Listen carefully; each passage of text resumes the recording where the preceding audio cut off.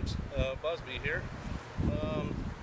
The packages and everything arrive, and there's different people have questions about feeding procedures and stuff.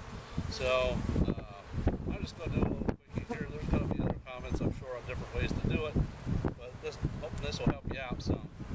When you get ready to install your package, beehive is probably going to be stripped down to one deep box here with 10 frames and stuff in it, which is fine.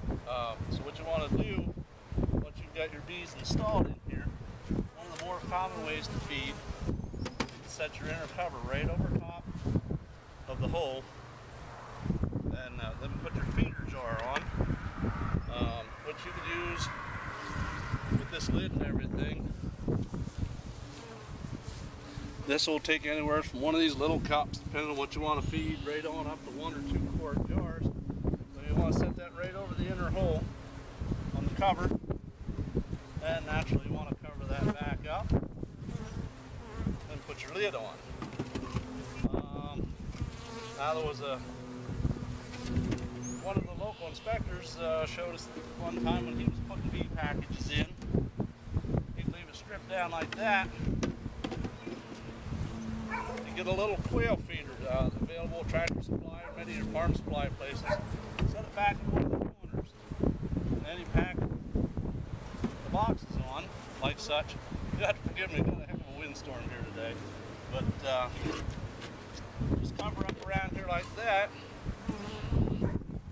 and then he would stuff around there with newspapers all around just to close the gaps up in there, and of course put the cover back on like such,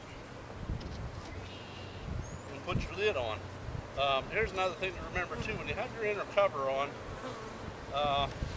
you set your outer telescoping cover on, push that forward, because what that does when you push the outer cover forward, once it's down on, it opens up a small gap between here and the front of the boxes that allows bees entrance in and out on the very top. And another thing, I'm trying to junk out here, show you this. If you live in a cold climate, it's something to consider.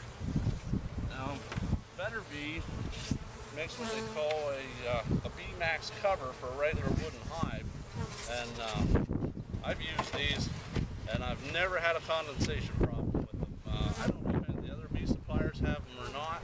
I haven't seen them, but they're a worthwhile investment in a cold climate. One of the other options too here for feeding, and this is probably the least desirable one, especially with a young package that's not very strong, is what they're calling the Boardman feeder. You can put your jar in here, slides in under the front edge of the box. But this is where, if you are going to do this, get your entrance reducer, that little block of wood that comes with your bee kit, and chop that down so you can have the small hole available for the bees and cover up the rest of this hole. Otherwise, bird wild colonies around are under strong colonies. You're just going to fight a losing battle. But that's just a quickie primer. If others want to chime in, feel free to. So I guess that's it for now. Thanks, folks.